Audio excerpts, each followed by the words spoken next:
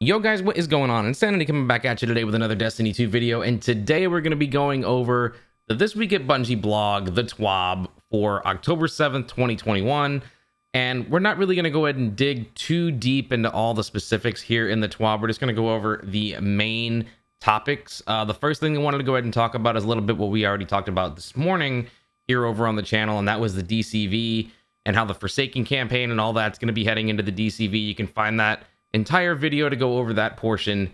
There's a link for that in the description down below. But moving on, there's the next section of the TWAB that I wanted to go over, and it's very short. There's not a whole lot to it, but I'm going to read it, and here you go.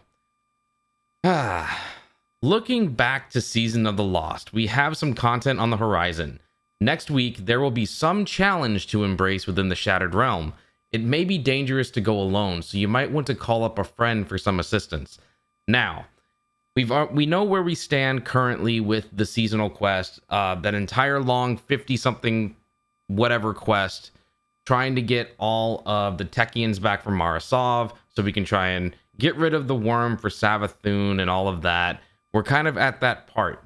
I don't know if that's something they're going to try and hold off on for a little bit to try and, drag this seasonal narrative along until December, or if they're actually going to kick that into high gear next week, which I would be freaking excited for. I'm ready to go ahead and have some sort of big, huge pinnacle mission similar to Presage or the Harbinger in Season of the Lost. I feel like it's needed, and it's been a while since we've had one, so hopefully we have something similar to that. It doesn't even have to have an exotic reward or weapon or something hidden like that. I just want a new mission to enjoy that gives some sort of great narrative experience. So hopefully we get that involved with this.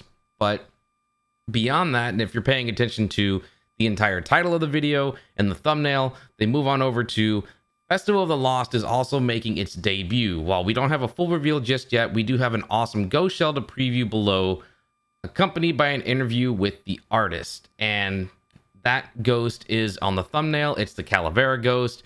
The artist that made it, his name is Luis Yepes. I'm not really going to get into that, but it's basically celebrating the whole Day of the Dead and how Festival of the Lost is really about trying to take this time as Guardians to take a moment and reflect upon the past year, celebrating those we've lost while continuing to overcome each challenge that's been thrown our way. And it's always a good thing to go back and look at those and think about those who we lost in the Destiny community and the Destiny universe.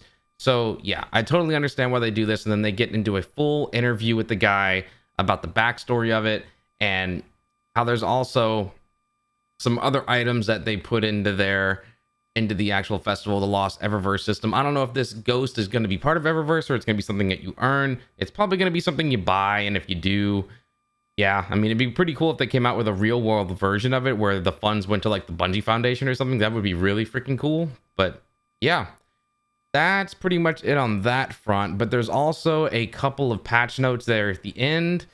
Grandmaster Nightfalls. Increased drop chance for Adept Nightfall weapons from Platinum Grandmaster Nightfalls to 100%.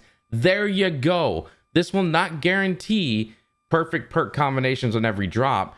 Player must now expect to receive an Adept reward when overcoming the challenge of Grandmasters, even on the hardest of weeks. There you go. That gives you the reason to get rid of all those stupid champions. Don't skip them, because now you're going to be able to get that Adept drop to happen.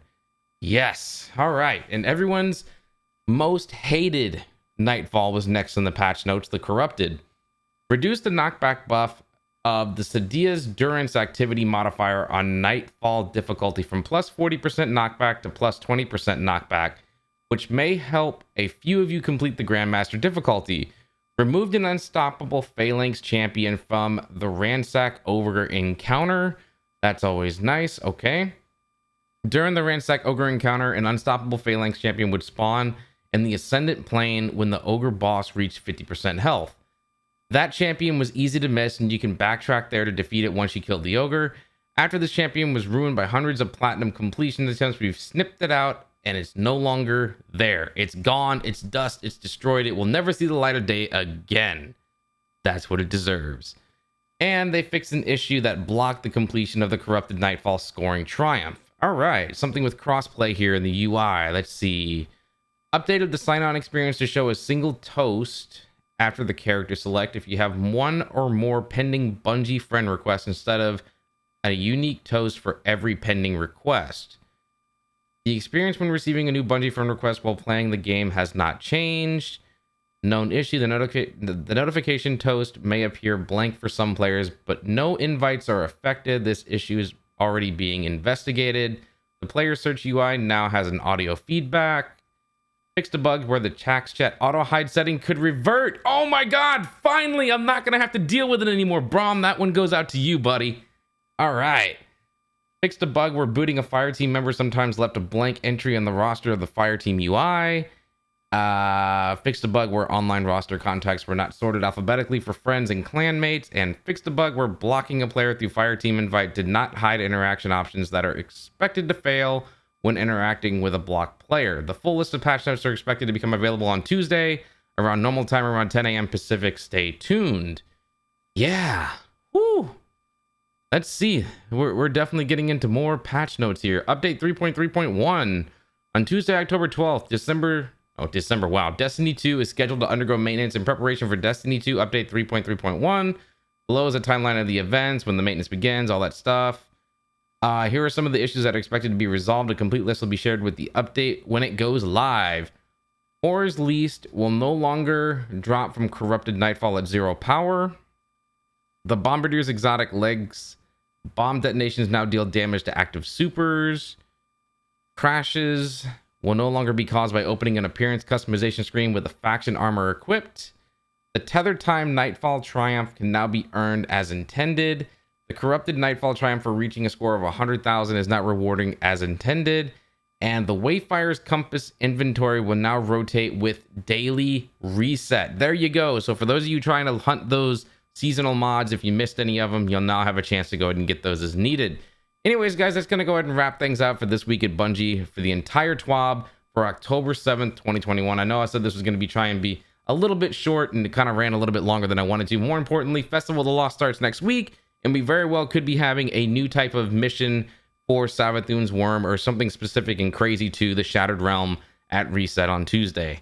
I'm Insanity. Like if you haven't, sub if you're new, be on the lookout for more Destiny 2 content, and tap that bell so you know when I go live here on YouTube. I'm out. Peace.